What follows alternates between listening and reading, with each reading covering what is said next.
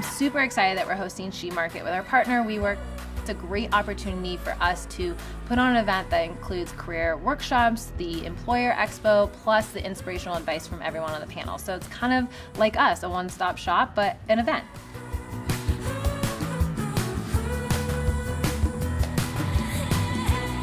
I want SheMarket attendees to know that you are your own best advocate. The most important thing is being vocal about your goals and where you want to be.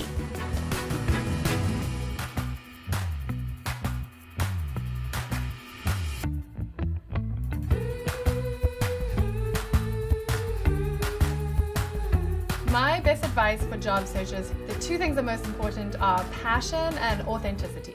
We do a lot of hiring, and the people that I fall in love with are the ones that genuinely love the company and love the job that they are applying to do.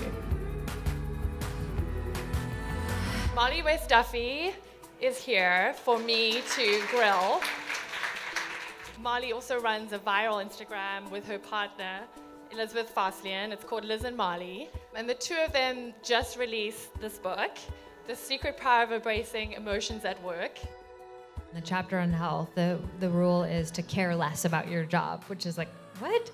But we don't mean to not care at all. We just mean to care more about yourself. Because in the long run, if you're not caring about yourself and taking care of your health, you are going to be less productive. And so I think this is something that employers should be aware of. Emotions can help us make decisions, be motivated, communicate. So I want to talk about leadership styles. What's your leadership style and how has it changed over the years? Part of being a great leader is you have to be able to know your people. You have to set the vision, the true north, but you have to be able to figure out who they are so you can get the best out of them. If you're trying to please everybody, you're not moving forward.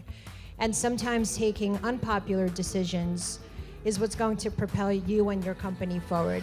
We all have strengths and weaknesses, and you want to find a role where that weakness is okay and embraced, and they can match you based on your strengths as well, and bring that to the table and have it in mind.